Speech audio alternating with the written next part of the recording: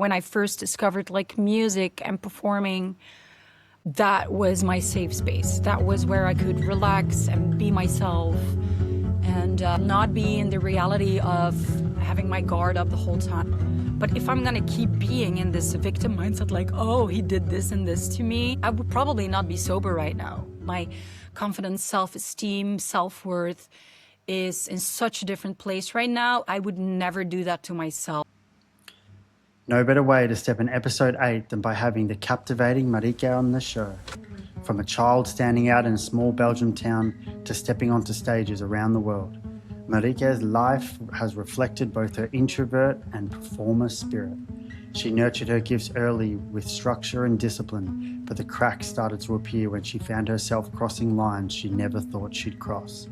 From overcoming addiction, domestic violence, and fighting for justice in a court case lasting 4 years, she found strength in removing the inner victim and becoming the sovereign of her own destiny. This is a powerful story of survival and return. I will be sharing my reflections after the podcast, but until then, sit back and enjoy the journey of Marieke.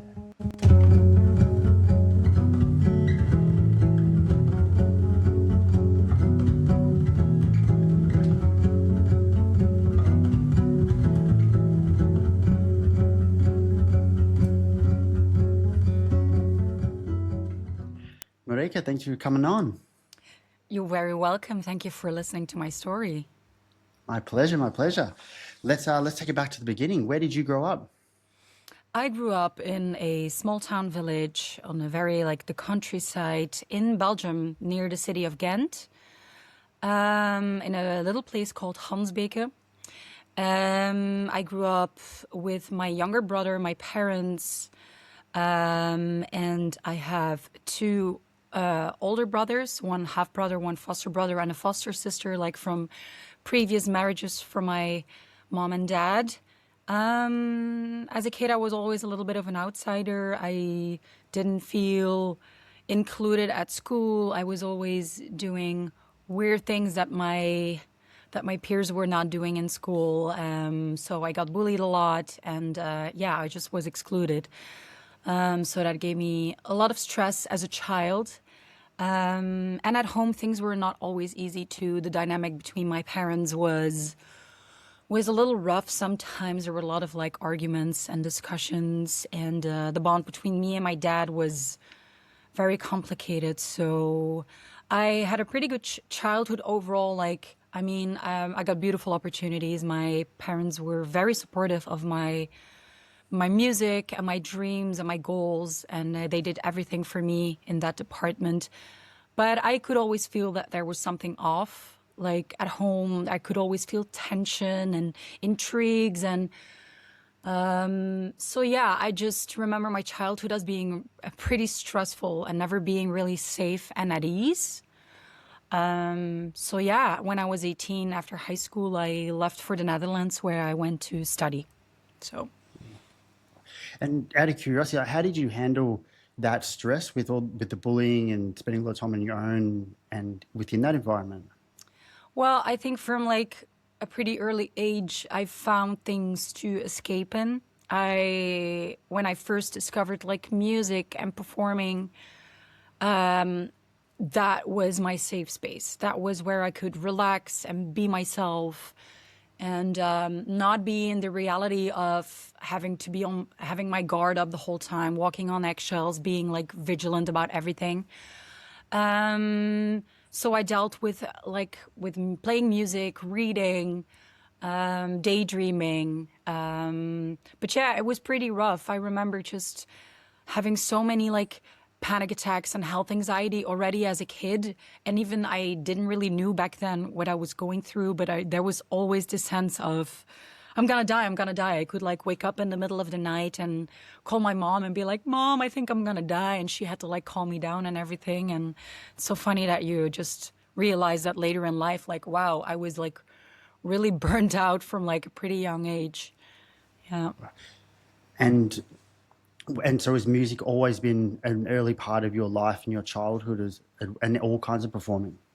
Yes. My mom noticed that I was really into singing and dancing from the minute I could like stand up, I was dancing and making noises and singing along. And so she took me to ballet class when I was 4 or 5.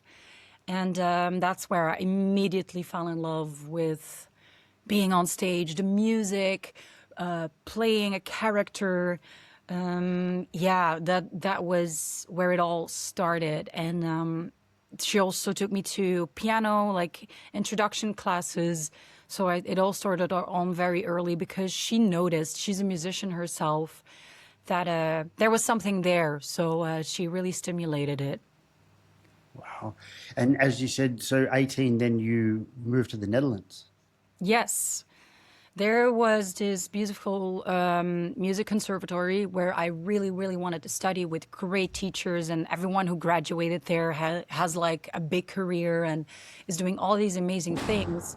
And I really wanted to go there, so I auditioned and I got in, which was one of the craziest, most important days of my life because that opportunity gave me the opportunity to move away from everything that I knew, from the bullying, the stress, the narrow-mindedness in Belgium. Like Belgians are a very different kind of breed of people who are very closed off. If you're like different and yeah, and creative, there's no room for that here.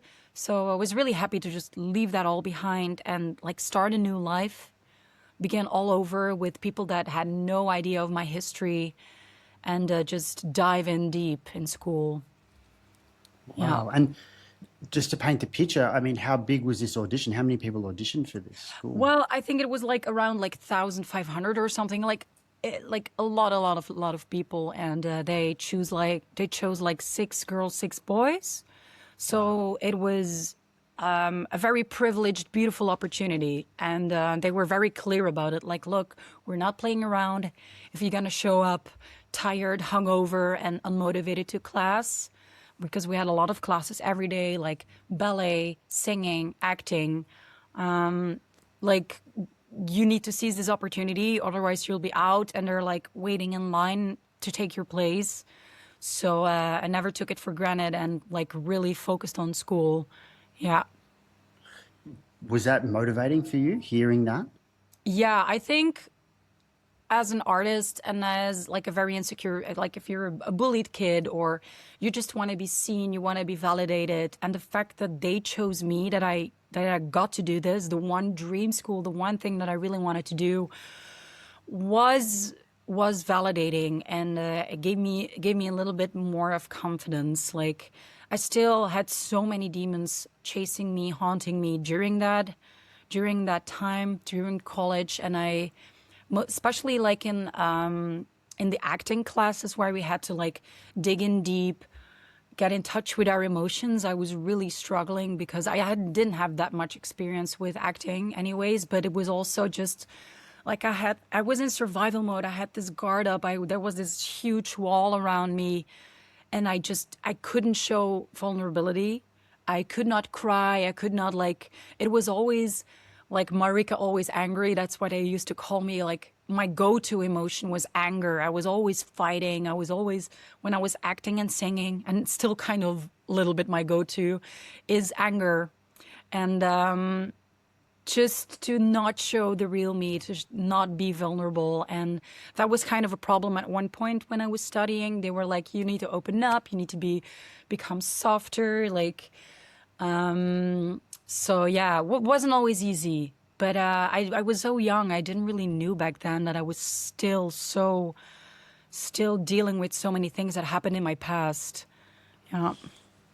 And I mean, as you said, like growing up in a rural town in Belgium, and as you said, and being a person of character and creativity, I mean, imagine it would have been even challenging to navigate that and then going on to a performing role. Yeah, like I said, like the stage was always my safe place. I had really trouble navigating real life, like real interactions with people and with like kids my age. So performing really was never a problem. Like, the difference between the two worlds is so big. Like, I still have that need. Like, I need to be on stage because for me that's where all the stars align, and I can like relax and just be. And people shut the fuck up and they listen. They don't interrupt me. I'm so seen. And yeah, it's always been like that. Yeah. Wow. And so, what was that? So, when you were in the college in the Netherlands, what was it like? Did you connect well with the classmates and the people in that scene because it was so unique with the talent and creativity? Yeah, it was beautiful because I think theater kids, we all have a background of being the little nerds, like, and occupied with not with pop culture and mainstream things, but we're all just doing our silly musical things. And it's nice that you find like a tribe of like-minded people, even though I really had to like adjust myself a little bit to the Dutch way of being because Dutch people are pretty upfront and they're very loud and everything. And I was just such an introverted Flemish girl, and we Flemish people are way more quiet and reserved and to ourselves. We are a little bit like Flemish people are two-faced. They will never really like say in your face the things that they think. And Dutch people are like that. So it was like a wall of big energy that I encountered, but that was actually really good for me because I opened up a lot being in the Netherlands. I was like, oh wow, like go go go. I can speak, I can say things. It's okay. But yeah, it was not easy, but I loved that school. It was like all the arts combined. There was everything music from rock to classical music to musical theater. There was the dance academy, the painters and the sculptures. There was the circus academy, the rock academy. It was a big, like, it was like fame in real life, you know. There was always people like painting in the garden and doing acrobatic tricks and everything and music everywhere. So it was such a great environment to be in. Yeah. Wow. And you said that the schedule was pretty tight. Yeah, we had like 5, 6, 7 classes a day, all very intense, where you needed to be like on your, like your best behavior and be fresh. So there was little to no room for like, thank God, for partying and going out because they made it very clear, like, don't show up drunk. You need your voice. We need you to be fresh. And that was kind of like also what kind of saved me the first 3 years of studying because there was no room for partying. I stayed away from alcohol and drugs and partying for that time, for the most of the time, until the fourth and last year of that education came along. We got a little bit more time. We got a lot more time in our schedule because we were supposed to like prepare for auditions, go to castings and evaluate them and everything. So we had some classes, but we had a lot of time off. And that's where not only me, but like we all started partying and drinking and doing crazy stuff a lot more. And that's when slowly my rough past was kind of catching up with me, when the demons got like room to, like infiltrate my mind and come out. And I locked so many things away for 3 beautiful years of working hard and being very like disciplined and professional and just really not thinking about the bullying, my situation at home. But then it was catching up with me, I guess. And from that point, it kind of snowballed into a really, really unhealthy lifestyle. Yeah. Was there any particular catalyst in that fourth year that kind of opened up that world to drugs? Was it part of that freedom? Well, I think I knew that I was really prone to drinking because even early on, like I was drunk maybe once or twice since I was 18, 19. And at home, I was really protected and there was a lot of discipline when I grew up. I had to study and do my music and I didn't go to parties. I was not involved in drinking culture or anything. But like when I had access to alcohol, it was immediately clear that I couldn't stop. And I kept drinking until the point I was really sick. And the first time I had a hangover, I really thought I was sick because I had no clue what a hangover was. And I was like 19, so that's how green I was. But so I knew that was a thing. I was unstoppable once I started. But because it was just once or twice a year, I really didn't like no alarm bells were going off or anything. But the first time I did drugs, it was like I found my place in the world. I was like, wow, this is the real me. This is who I am right now. I can be who I want to be. This is giving me the confidence that I'm always looking for. And that's dangerous. It's dangerous when you take drugs and everything all of a sudden falls into place and you're like, oh, I want to be high all the time because now I can function like a proper human. And so, yeah, from that point on, it snowballed pretty quickly. I was doing it every week. And I was chasing the next party, and everything in between parties was just like the in between. I was way less focused on school and my career, and I was just always looking forward to the next time when I was getting like high or fucked up, because it just felt like a warm hug. It was just like, now I can relax, now I can be myself. So, yeah. Did the school pick up on this? Did they notice? No, not because like at that point I was still functioning, and later in life now I'm like, I missed so many opportunities because I was like not my best, because my voice wasn't the best, screwed up some auditions. I wasn't really practicing a lot anymore in that fourth year. I could have gotten more out of it. So, but yeah, I think because you're still young and fresh and fit, people didn't really notice. In hindsight, apparently people noticed. My classmates, there was a classmate who recently texted me because I was 5 years sober, and I post about it online. I'm pretty open about it. And she was like, oh, wow, I'm so happy, because I always thought Marieke's going to be found dead one day from an overdose. And it hit me really hard. I was like, oh, my God, wow, is this really what people were thinking back then? Because I thought it was fine, like, so they probably picked up on it. Yeah. Yeah. Just out of curiosity, so you were doing the 4 years of study. Did you know or have any plans of what to do afterwards? My big dream was to become a musical theater performer, just to like play shows every week, like 7-8 shows a week in a musical, singing, dancing, acting. That was kind of like the initial plan. But on the other side, there was another side of me, like growing up, high school, I was like a really goth metal emo kid. And the funny thing is that a lot of metalheads are also like really into like theater and musical and dramatic things. So I had Marieke the theater side and Marieke the goth metalhead side. And obviously when I was studying musical theater, I really pushed away the metal and the rock side, because I wanted to like fit in like the showbiz industry, and we needed to all be like skinny, blonde, fit, like very mainstream. Yeah, it's still like that in musical theater. It's very conservative. You need to like fit in a certain box. So I was really trying to do that. But yeah, there was always this other side of me. I graduated actually with like a metal musical, so I made like a musical theater thing with metal music that I listened to when I was younger.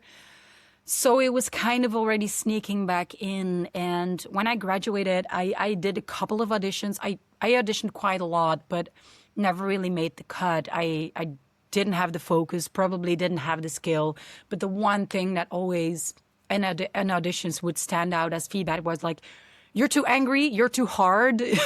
We need a more feminine, softer person for this. And obviously, plenty of other reasons, like my acting skills are not, like I'm a performer, I'm not per se an actor, like so many reasons. And I kind of gave up quickly on auditioning, because I was so sick and tired of being a number with like 100 to 200 girls, boys in a room, and they would sit behind a desk, the jury of the audition, and you would come in and be there for 30 seconds and they would have their opinion ready. And man, it was really bad, because I was still in such a not a good place with myself. I was so insecure, and every rejection was just eating me alive, I just really couldn't cope with it.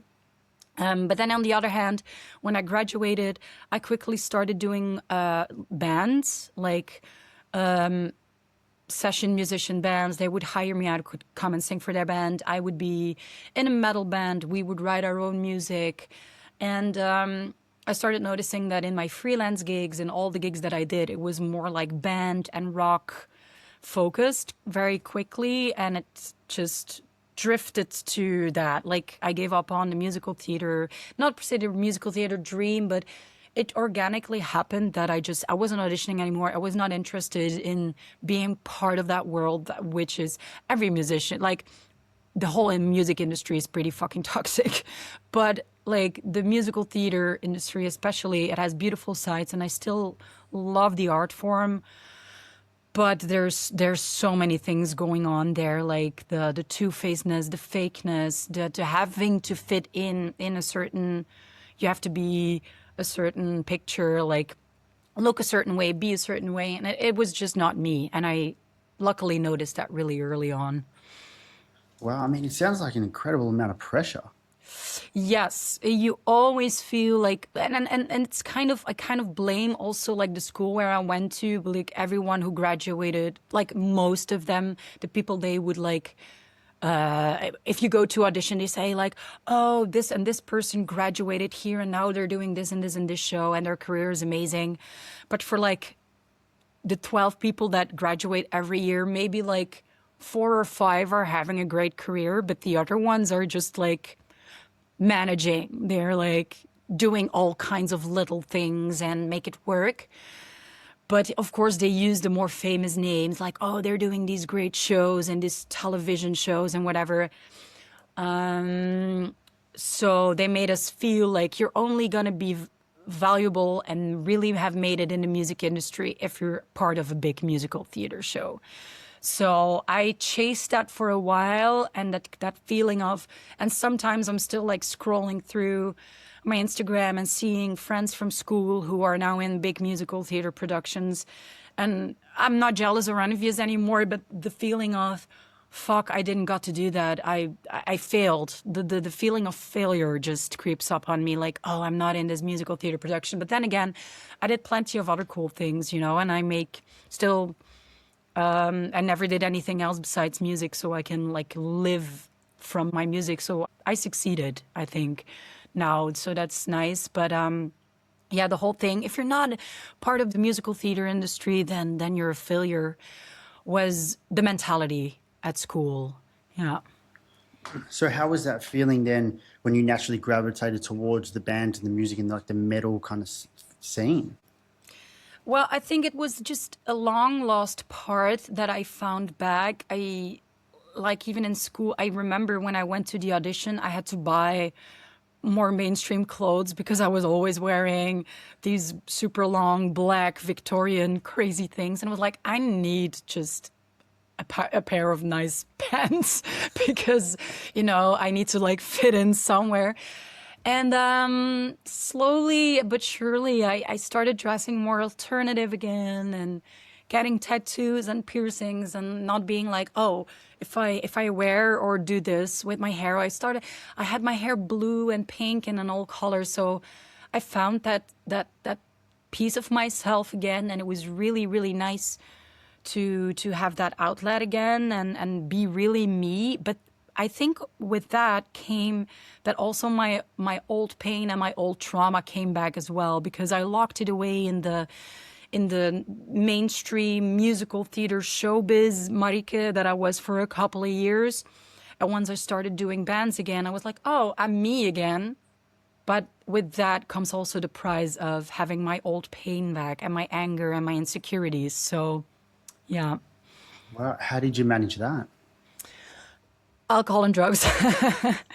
Well, I embraced being weird again, and I moved away from the whole musical theater world and got in touch with old friends again and met a new tribe of people like the metalheads and the weird kids again. But I think I felt like my 20s, like when I graduated up until I was 30, feel like this chaos. Like I was like a monkey in a forest, and I had no idea what I was doing, and I was just using a lot of drugs and alcohol, living with boyfriends, and then again with my parents and living with boyfriends again. Like it was just chaos. I was just surviving, I think. I'm not sure I was managing anything. Yeah. So yeah, that's when the destructive years came. Yeah. Wow. And then how did you navigate that emotionally then?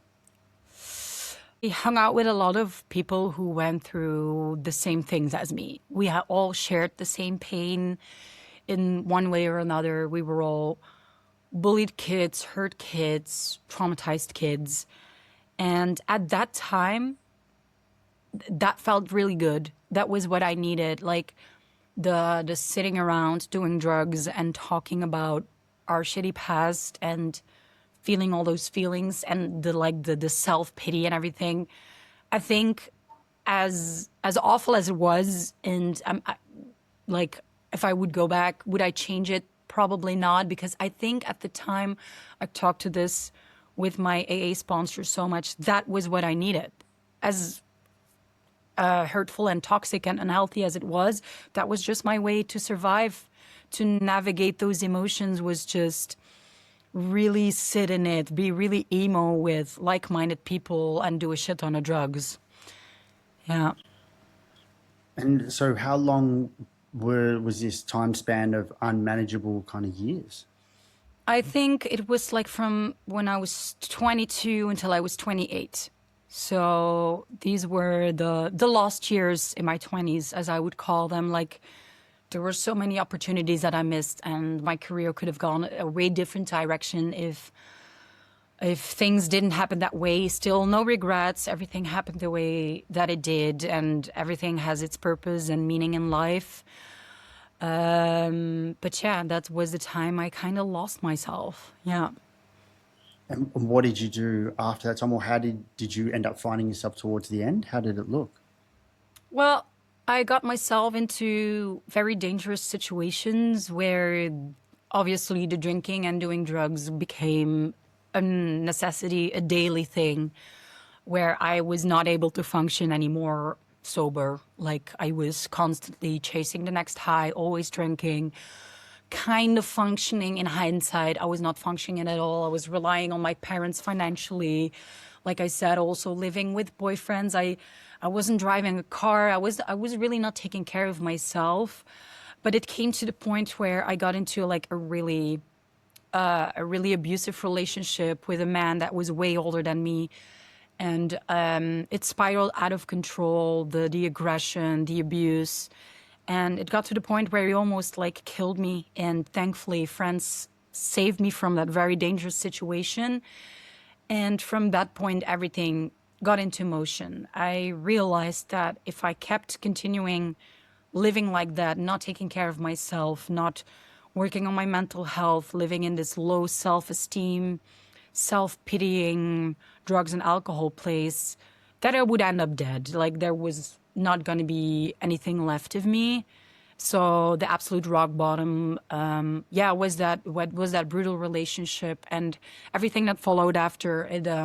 It came to like a big court case where, yeah, where we went to court, and my first initial thing to get sober and pick up my life again was like, I want to confront him in court as strong and clear-minded and yeah, articulate as possible. And if I'm going to keep drinking and doing drugs and living like a lunatic, I'm not going to be able to do that. So, yeah, as awful as it was a blessing in disguise. So I took that opportunity to, yeah, to become the person I am today. Wow. And can I ask, how did it end up in court? So the guy that I was seeing and dating, this was during COVID times. So I had no job, like the music industry. There was nothing going on. I was part of like a big project band back then. We were going on tour. We even were in America like March 13th, 2020, when everything went down. And like the day before our first gig of the tour, our tour manager says, guys, everything is canceled. So we went home. And I went to live with this guy in the forest, who had a little cabin in the forest away from a lot of people. And I thought, oh, this is going to be nice and quiet. But it turned out to be the exact opposite. And we were like drinking and doing drugs every day. It was very unhealthy. So it spiraled, and he turned out to be a complete psychopath. When I left him, my friends came and rescued me. My friends went to the police because I was way too scared to go and say anything to the police or anything, because he was also part of that band that I was in. He was also part of that project, and I was still so like, I cannot lose this band. This is like the biggest thing I have in my life, and if I'm going to go to the police, they will know and they will choose his side probably, which they did. So I didn't go to the police, but my friends did. And I initially was very angry with them. Like, what did you do? You ruined my life. And I have to like put everything on the table. So I had to go to the police and tell my story. And the police was really, really alarmed by it. And they started a huge investigation, and they went through his history, and turned out he abused every single woman he was ever with. So eventually we were in court with 3 women that he abused, and like old court cases and old like police files and everything. This just all came to the surface, investigating him. So many stories, so much evidence and everything. So we had a really, really strong, solid case, which I'm to this day very grateful for. And he went to jail for what he did to me and to the other girls. So I guess we won, and it was very, very rough. It took like 4 or 5 years, and you're constantly like waiting and talking with lawyers, and but as awful as it was what I needed to wake up. Like that's my absolute rock bottom, but I'm grateful for it in a way. Like, yeah, it's just really opened up my eyes to how I was living, and I'm pretty sure if my friends didn't go to the police, I would probably have gone back to him, back to that band that I was in that also was very toxic. So yeah. Wow. That's incredibly powerful. Thank you for sharing. Yeah. It's still kind of hard to talk about it. Like my brain goes to a pretty dark place, and I stutter a little bit. But it's good to tell my story. I was really scared for a long time to be open about it, like to other people and the internet, because, like the thing as a victim is like, oh, this will have consequences for me and the way people see me, and everybody will blame me. And it's like that victim mindset that still gives me anxiety. But I'm very happy to share my story now. And as you said, like being 4 years in the process of that court hearing, was it at the beginning of that you was the rock bottom and you started to then get help or really like reflect on everything? Yes, exactly. That was... I left my ex. A couple of days later, I had to go to the police and tell my story, because my friend went to the police, and the police, like, I had pictures and videos of stuff that happened. They were so alarmed. They were like, wow, she needs to come and tell this to us, or we will go to her home, to her place. And I was back to my parents' place. I was living there, so the police would come to my parents' place, but I was so terrified that my parents would know about this whole situation. So I was kind of like obligated to go and tell them. And that put everything into motion. I remember like the weeks after I went to the police, I was drinking super heavily, doing a lot of drugs. And then at one point, for the first time, actually, since I studied in the Netherlands, like I was 28, I got my own place. I got my own little safe place where I could live. And I don't know why, but I saw that as an opportunity to get sober. I was like, this is a place where I'm gonna like pick up everything. And it could have been so different. Like I could have gone to get my own place and have no parental supervision and drink all day. But I did the opposite. I was like, I'm gonna be away from every trigger, because, being at my parents' place is also triggering, is also giving me stress, is also triggering me to drink and do drugs. And I took that opportunity to make that my own personal rehab, because I was not working, I was not teaching. There were like no music schools open. It was COVID. Where I had no gigs. I had nothing to do. I was all day, every day by myself. And that's when I got into like 12-step program, EMDR therapy, meditating every day. Like I took everything, I tried everything according to the book. I just surrendered to the fact that I was completely out of touch with myself and with how to function as a proper human being. And that's when the healing journey started, all while being involved in court and lawyers and a lot of stress and anxiety and reliving the situation. But I got all the help that the world had to offer. So, yeah, that's where it all started. Wow, that's a tremendous amount of accountability. Yeah, that's what I did. And that's what I always say to people. Like, people would get literally mad at me when I say, like, I also see my part in the story. No, you were abused, you're a victim. And I'm saying, like, that's absolutely true. But if I'm going to keep being in this victim mindset, like, oh, he did this and this to me, I would probably not be sober right now. I was like, I got myself into that situation. There were plenty of opportunities and times that I could have already left him. Like, if a man would do the slightest thing that he did to me right now, I would immediately leave. My confidence, self-esteem, self-worth is in such a different place right now. I would never do that to myself. So my part in that was that I was absolutely not taking care of myself, absolutely had zero respect for myself. And that's my part in the story. I stayed. I thought that that was what I deserved. And that's my part in the story. I was there too, like, and I think I'm not gonna say this is for everybody, but like the problem with a lot of people is that victim mindset. Like, oh, they did this and this and this to me, and poor me. And of course, you can go through a timeline of grief and sadness and anger about stuff that happened to you. That's necessary. But at one point, it's just like, okay, what we're going to do about it? What am I going to do? Am I going to choose life or choose this dark pit of misery? And I had to like forgive myself and really, really start loving and appreciating myself, working on that to stay sober. Yeah. Wow. And how was that experience when you first stepped into an AA room?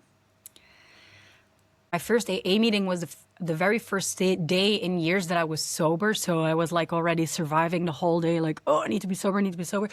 So by the time I got there, it was just like this relief, this weight that was lifted. And it was still very hard. Like, I remember the first 6 months of trying to get sober. I relapsed a couple of times. I was just like literally every minute of every day was like, oh, I need to be sober, I need to be sober. But the power of being in a room with people who absolutely understand what you are going through, who are telling the same stories, but that people that have absolutely nothing to do with you or where you come from. Like, there's like people who are way older and from all like parts of society, all professions. And I think there's still to this day, I go to AA, and every time I'm like, when I walk out, I'm like, this is the magic of AA, is just random people who wouldn't probably never be friends or acquaintances in real life, who are being there for each other. Like, even like non-alcoholic addict persons, we all need a support group of just random people, just where you go every week and you just sit in a room and you tell your story. How was your week? And you're there for each other. And there's a lot of beauty in that. Just random people being there for each other. I love it. And I walk out of a meeting every time lighter, more motivated. So yeah, that's how I felt the first time I went there. Was like, oh, fine, I don't have to do this anymore. I don't have to drink anymore. There's a way. It gave me so much hope, Wow. Yeah, there is something incredibly powerful about those rooms. There's absolutely no doubt about it. That rawness and honesty within vulnerability is the true testament of the human spirit. Yeah, absolutely. So then how did you, I mean, it sounds like there's a lot going on within this 4 years. You've reached out, you're seeking help in your willingness of putting yourself out there and being held within a community. What other parts did you choose to navigate, and how did you navigate those within that 4 years? So during COVID times, there was like a long period of time that I fully focused on getting healthy and like starting to get my stamina back, working on my voice, healing my, like my trauma and everything. And then when the world slowly started to open up, and I think this was a huge part in my finding myself again, I started like a cover band, something I said that I would never do. But I was like, I need to be back on stage as quickly as possible. I needed it. I felt that was what I needed. And I was also like, really like, I need to reclaim that energy because like a whole other story is so that band that I was involved with, that my crazy ex was also in, was a really, really toxic, female, unfriendly environment that completely broke me, as a musician and my passion for musician. And I felt I need to reclaim this power because the stage was my safe place and they took that from me. What's the easiest, quickest way to do that was a cover band. Like the world opened up again, little events were happening, and it was like, if I'm gonna write my own music now and everything, that's gonna take a shit ton of time. I don't have time for that. I want to be on stage back again as quickly. So I started a cover band, and we were pretty successful pretty early on. Like people really liked it, and I discovered being sober on stage again. And holy shit, I told myself for many years, and people around me told me this, like, oh, you're a way better performer when you're shit wasted. Oh, and I told this to myself, and I was like, oh my God, I'm so awesome. Like, it's the cliche of like, oh, when you're drunk, you truly think that you're the shit. I was convinced I'm a better singer and performer when I drink. I'm so much more fun on stage. Not true. Absolute bullshit. So I quickly rediscovered that I was so much freer and more in control and powerful on stage being sober. And I got a lot of shows. We did like very tiny things, like garage shows with our own like little set of boxes. Like it was nothing fancy, but I got out there again, and I went from like touring huge venues in America to playing garages in Belgium, like where it all started when I was really young and started doing bands. It felt like a full circle thing. Like, oh, I'm doing this like I'm starting from zero, but this is where I need to be right now. And like in the next 4 or 5 years that followed up until like recently, because I quit my cover band. We got to do like really cool, bigger things. And I felt like starting small in front of a small audience, it was like dipping my toes back into that world sober. It was like a really safe, not super professional environment to just regain that power again, regain that confidence, me as a performer on stage, getting that confirmation and validation that I'm still in the game and that I do not need other people telling me that I need to be drunk to be my rock and roll self on stage, like it was that was a huge part of my healing process as well. Wow, what an incredible full circle. Yeah, as well. There's so many things in my life that I'm like, oh, I'm back where it all started. And it's so funny because I quit my cover band in September, and now I'm doing my own music again, with the first band that I ever started doing bands with. So it's like, again, full circle. We have our first show next month.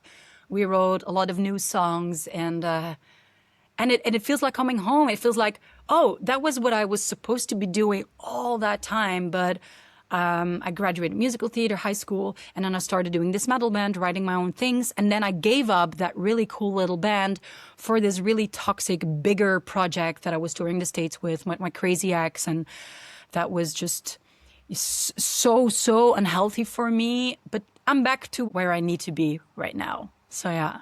Wow. Back, and by the sounds of it, in the best shape you've ever been. Yeah, I think so. Like, the past years were also rough with like the court case, and in the meanwhile you're trying to heal from something very traumatic, getting sober. Like it was a lot at the same time, and it took its toll on my physical health. I struggled. Like I was just basically getting sick the whole time. Like last winter I was just like having COVID and the flu and pneumonia, mycoplasma, like one infection after the other, and I was still like teaching and playing shows every weekend, and I pushed myself and my voice I pushed myself a little too hard. I was not listening to my voice and my body enough. So I developed like a little injury on my vocal cords.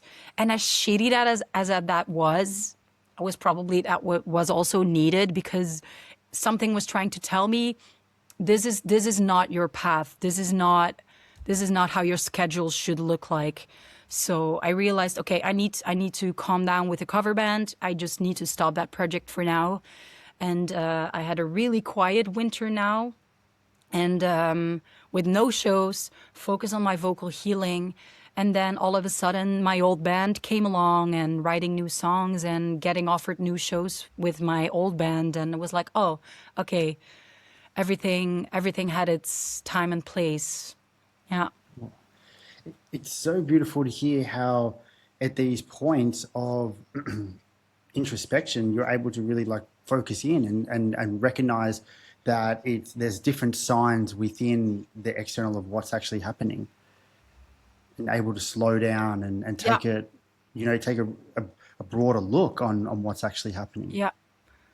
It's what I have learned the past years, like listening to my body, and as negative and stressful and awful things are, like that's what I really took from being involved in such an abusive relationship.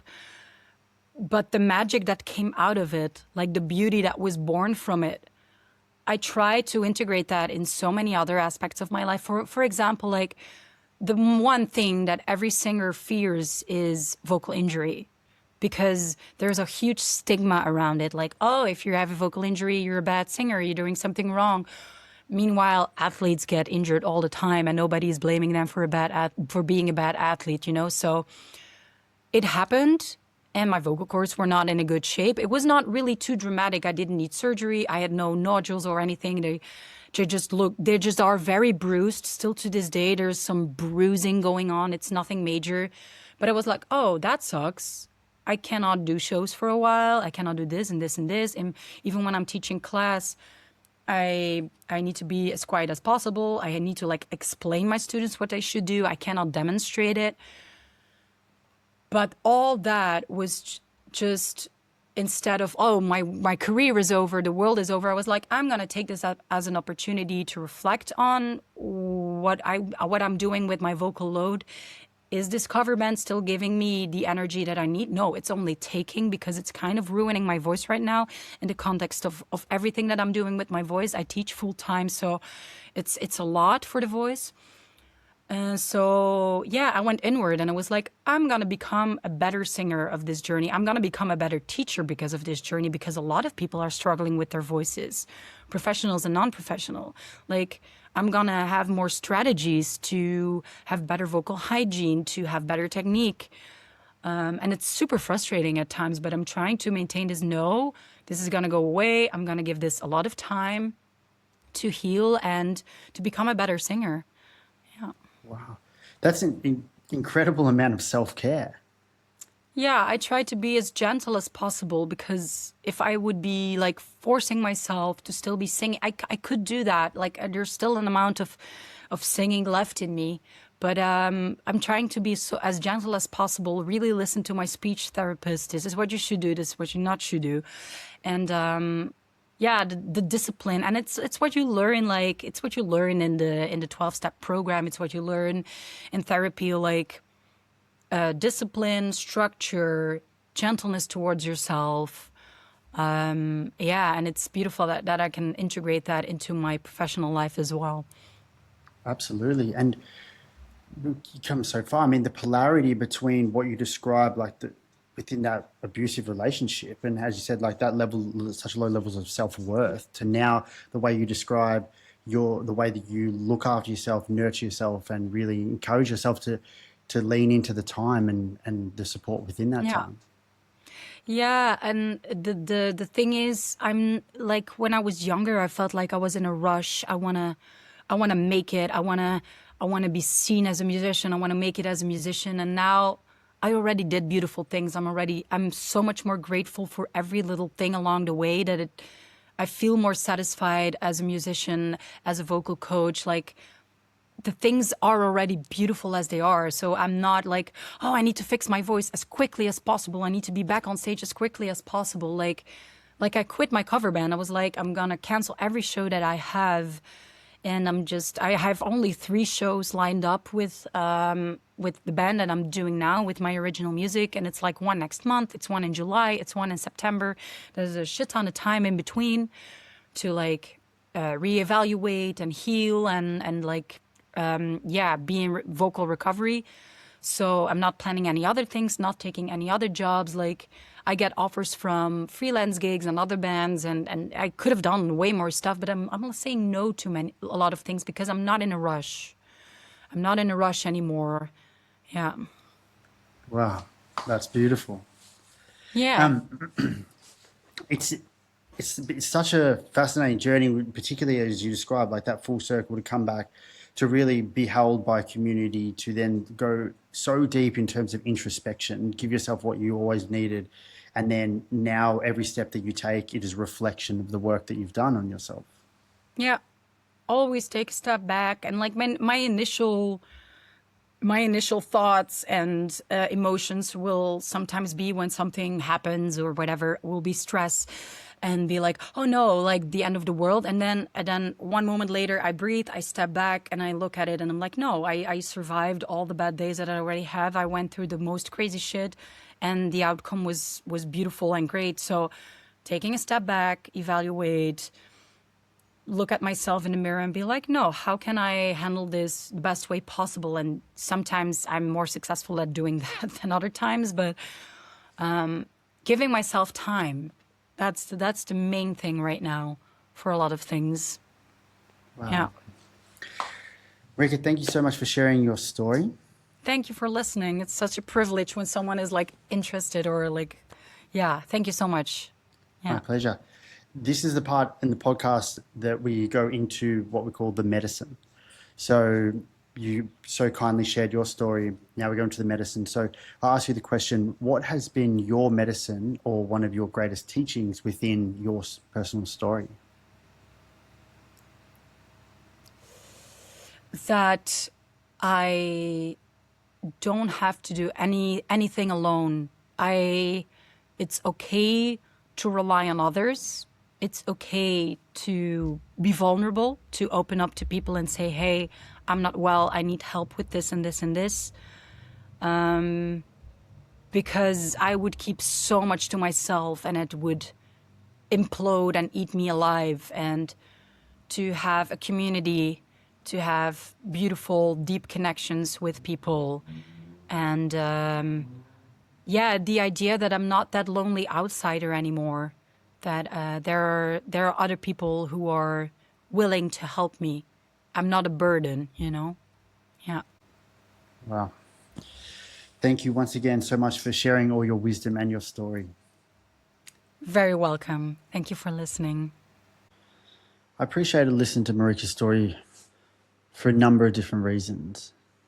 I try to imagine myself in a rural town of Belgium growing up and knowing that you don't fit in. And that feeling within those formative years of wanting to fit in, but actually knowing that you don't. And the way you dress and the way that you act and the way that you express yourself, and for that to be judged and questioned and looked down upon, but still having the courage to be that person and really show up as yourself and within that environment. And I could only imagine the feeling of relief when you finally leave a place like that.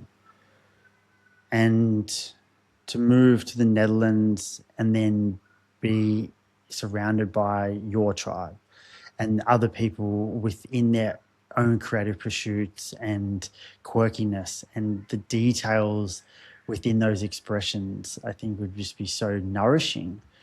And the framework and structure around the school life and how that keeps somebody on track and really not looking back, at least at that particular point in time, and finding the sustainability in that for however long that lasts, but then eventually getting to a place where there's a little bit more freedom, and how does that freedom look, and ultimately how does one resonate within that freedom? Because freedom is such a beautiful thing, but if one hasn't navigated it in a way of knowing how one operates and having groundedness within oneself, I think freedom can be quite overwhelming.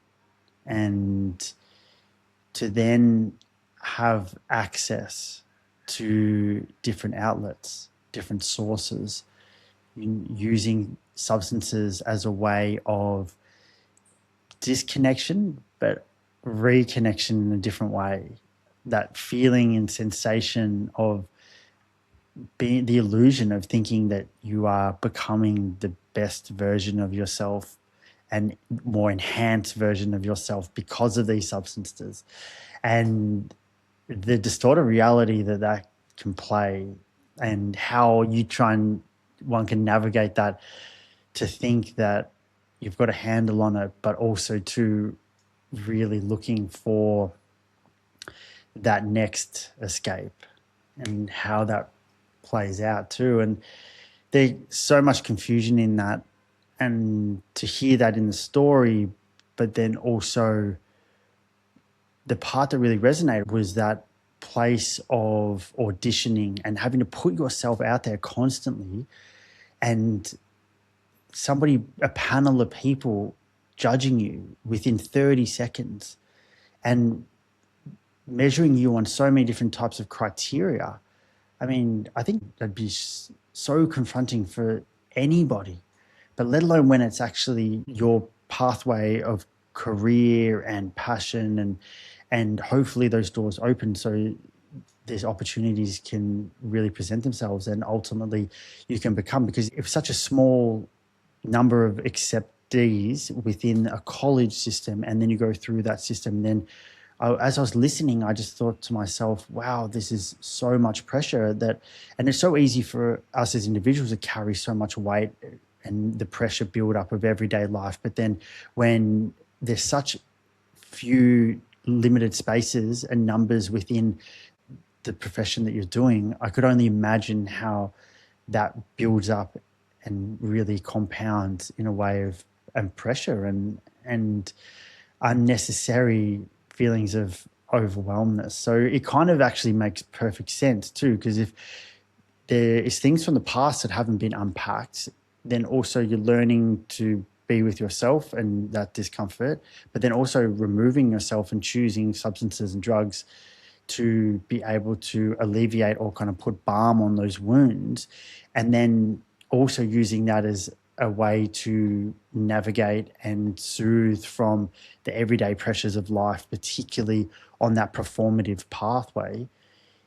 To me, when I was listening, it all made sense. And as Marieke describes, like those years, those lost years, I also really resonated with that in my own personal experience. But it's funny because it sounds like that, you're losing yourself, but you are trying to find yourself, and then what she described about like surrounding herself with people who understood. And even though it was shared and lived experiences, but counseled in a kind of substance manner, it was still connection. It was some point of connection and some point of understanding. And later on, when she shared that she really connected with the rooms of AA, I automatically linked the two together, and being in a space where people hear you and you hear yourself in other people's stories. And for her to be so honest and vulnerable about that domestic abuse case and experience in life that she went through was incredibly powerful. I think not only as a witnesser, but also to see within her to have come so far and to be on the other side of it. And, I could have only imagined like 4 years of an ongoing court case and how that would be on your nervous system and how that would take such an emotional toll. But using that, and I've really appreciated how she had the agency within her life and realize the choices that she was making. Because when a person takes their accountability, that is when the real growth happens, because it's exactly what she said. If you get stuck in that victim space and mindset, then what point do you allow the questioning of your own choices? Because if you're receiving validation by being the victim, then there's very limited space for that. And when one takes accountability in terms of personal reflection and how did I get here, like what choices did I make to get to this particular point, then you can also start to make choices to get out. And what choices, what positive choices do I need to make for myself and for my self-worth? And that's what really resonated with me as well. It was like the contrast and the polarity of, you know, the choices she made and getting stuck in these, you know, it was a horrible situation, but staying there because of low self-worth, and then having the strength to get out, having the strength to endure that 4 years, but then also the whole time be working on herself and use that as the new foundation for inner growth, inner acceptance, inner love, and inner compassion. And it was truly remarkable, the contrast of being able to sit here and have a conversation and for Marieke to share her story from this new place, from this place of true authenticity, you know, lived experience, but a person who has taken the time and shown the due diligence to actually learn how to show up for herself. And that is so powerful. And I commend her energy and her perseverance and her determination to dive within and recognize and see and hold those parts of herself and ultimately give herself what she was always looking for. And I have a soft spot for that point of transition in somebody's life where they, you know, I think that it's amazing what point in people's lives can ultimately be their biggest turning point. And seeing something that can be looked at as so dark from the outside, as then there's that little bit of light, and you're using that tiny little bit of light to then transform your whole existence, I think is absolutely stunning. So to have that story told and shared with me, I felt very honored, and I feel very appreciative that not only Marieke has lived a very full life, but one of deep introspection through and the foundation of accountability, but also through compassion and softness and gentleness. And I'm so happy for her for so many different reasons, but more importantly, the fact that she is here to tell the tale and that her full circle life experience is one of its own new beginnings. So there you have it, the incredibly resilient journey of how one woman's strength can pave the way and help so many more speak up. If you'd like to follow her journey, head over to @little_bloody_Marie. I appreciate Marieke taking the time to share her story. For all other information about this podcast and the work I do in mental health, head over to plumplanes.com or @plum_planes_collective or Plum Planes Collective on YouTube. My name is Taylor Jardine, and this is Your Story, Your Medicine. Thank you for taking the time to listen.